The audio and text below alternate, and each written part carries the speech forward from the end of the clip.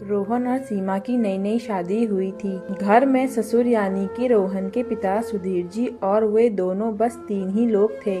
इस घर को रोहन की माँ बाप ने जीवन भर पाई पाई जुटाकर बड़ी मेहनत और अरमानों से बनाया था।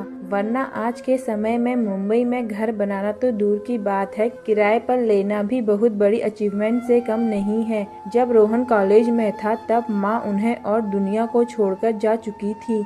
एक काम वाली बाई शंकु थी जो सुबह से लेकर शाम तक उनके घर का सारा काम करती थी। नई नई शादी हुई थी, इसीलिए शंकु बाई का दिन भर घर में रहना सीमा को अपनी प्राइवेसी में बाधा लगता था। अब शंकु बाई सुबह खाना बनाना, कपड़े और पोछा करने के बाद चली जाती और वापस शाम को आकर खाना बनाती।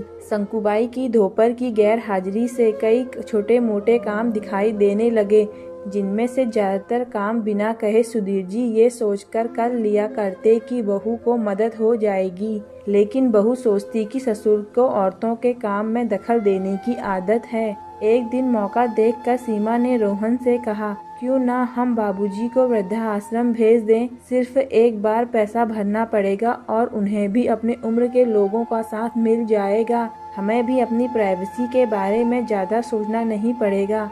रोहन ने सीमा की बातों पर ज्यादा ध्यान नहीं दिया। कुछ दिन बीते ही थे कि बाबूजी अपने दोस्तों के साथ एक हफ्ते के लिए टूर पर गए और इत्तेफाक से इसी दौरान शंकु बाई भी छुट्टी पर थी। फिर क्या सीमा को जैसा चाहिए था वैसा समय मिलने लगा।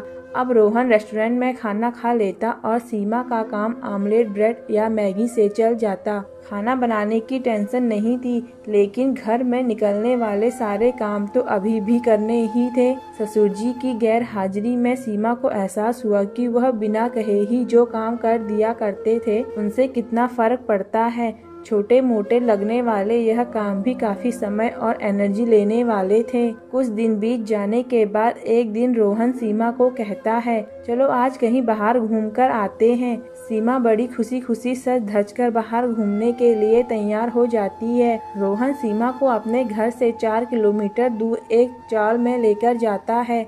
एक आदमी रोहन के हाथों में एक चाबी देता है।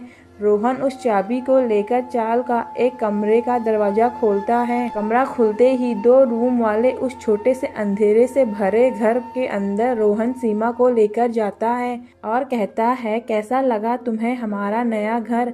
रोहन कहता है, हम अगले महीने से इसी मकान को भाड़े से लेकर रहेंगे अलग और अपनी प्राइवेसी का मजा लेंगे।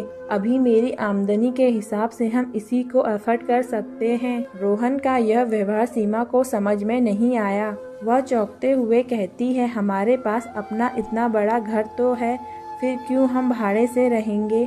रोहन उसे टोकते हुए कहता है, सोच समझकर बुरा करो, वह हमारा घर नहीं है, वह माँ बाबूजी का है। तुम्हारे पास 1 महीना है सोचने के लिए कि तुम्हें आगे क्या करना है।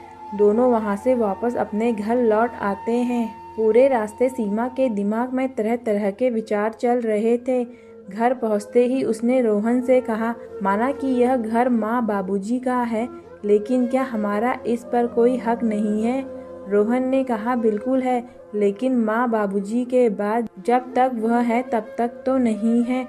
अगर तुम्हें हक समझ में आता है तो तुम्हें जिम्मेदारियां भी समझ में आती होंगी। सिर्फ हक के बारे में सोचकर और अपनी जिम्मेदारियां भूलकर स्वार्थी होना क्या भला अच्छा होता है। सीमा के पास रोहन के इस सवाल का कोई जवाब नहीं था। वह सोचने लगी कि उसने अपने क्षणिक सुख के स्वार्थ के लिए इतने नीचे गिरकर ऐसी घटिया सोच अपने दिमाग में आने दी। उसे मन ही मन पछतावा होने लगा।